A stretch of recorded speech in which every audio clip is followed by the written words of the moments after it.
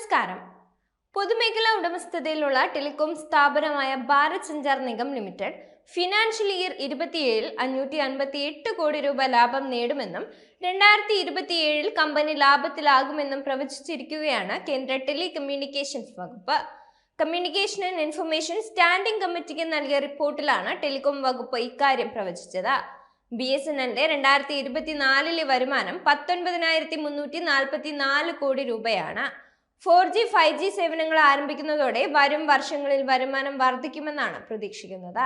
വരുമാനത്തിൽ ഉണ്ടായേക്കാവുന്ന ഈ വർധനയെ അടിസ്ഥാനമാക്കിയാണ് പ്രവചനം നടത്തിയിട്ടുള്ളത്. 2024 വരുമാനത്തിൽ നിന്ന് 73.5% വർദ്ധിച്ച് ഫിനാൻഷ്യൽ ഇയർ 27 BSNL വരുമാനം 33,533 കോടി രൂപയാകുമെന്ന് ടെലികോം വകുപ്പ് കണക്കാക്കുന്നുണ്ട്.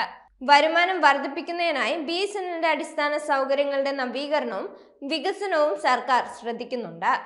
ഫിനാൻഷ്യൽ എക്സ്പ്രസ് ആണ് BSNL വരുമാനം സംബന്ധിച്ച ഈ വിവരങ്ങൾ റിപ്പോർട്ട് ചെയ്തിരിക്കുന്നത്. പാർലമെന്റ് പാനലിന് ടെലികോം വകുപ്പ് നൽകിയ കണക്കുകൾ പ്രകാരം ഫിനാൻഷ്യൽ ഇയർ 25, ഫിനാൻഷ്യൽ ഇയർ 26 എന്നിവയിൽ BSNLന്റെ നഷ്ടം യഥാക്രമം 5,064 കോടി രൂപയും 3,154 കോടി രൂപയുമായിരിക്കും.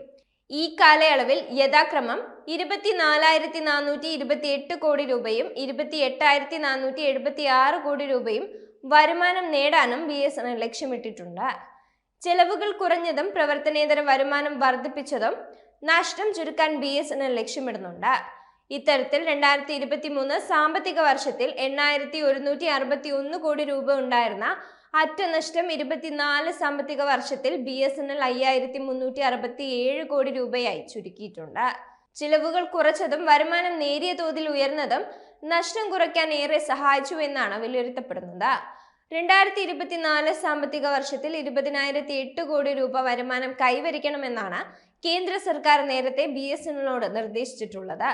എന്നാൽ അത്രയും എത്താനായില്ലെങ്കിലും പ്രതിസന്ധികൾക്കിടയിൽ 1% വളർച്ച കൈവരിക്കാൻ BSNLന് കഴിഞ്ഞത് നേട്ടമായിട്ടുണ്ട്. BSNLന്റെ ചെലവ് കുറഞ്ഞത് കമ്പനിയുടെ നഷ്ടം കുറയ്ക്കുന്നതിൽ മുഖ്യ പങ്ക് വഹിച്ചിട്ടുണ്ട്.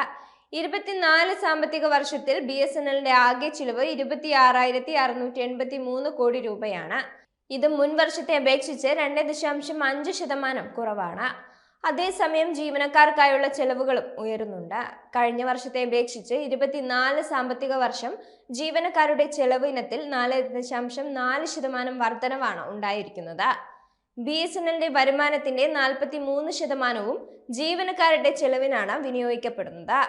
ഇതാകെ ചെലവിന്റെ 31.1% വരും. നിലവിൽ നടക്കുന്ന 4G വ്യാപനവും അതിനുശേഷം നിശ്ചയിച്ചിരിക്കുന്ന 5G വ്യാപനവും BSNLന്റെ തലവര മാറ്റുമെന്നാണ് വിശ്വസിക്കപ്പെടുന്നത്.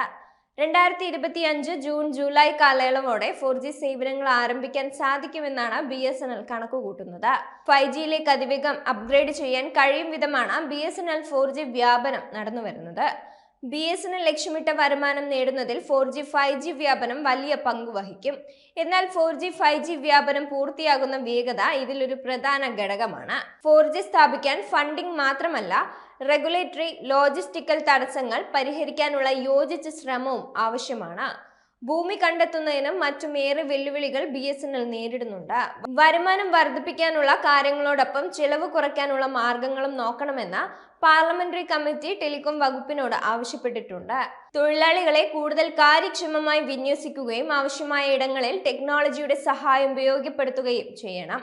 കൂടാതെ ഇൻഫ്രാസ്ട്രക്ചർ പങ്കിടാനും ചെലവ് കുറയ്ക്കാനും സേവനങ്ങൾ വേഗത്തിലാക്കാനും മറ്റ് ടെലികോം കമ്പനികളുടെ സംയുക്ത സംരംഭങ്ങളിലോ തന്ത്രപരമായ സഖ്യങ്ങളിലോ ഏർപ്പെടണമെന്നും കമ്മിറ്റി ശുപാർശ ചെയ്തിട്ടുണ്ട്.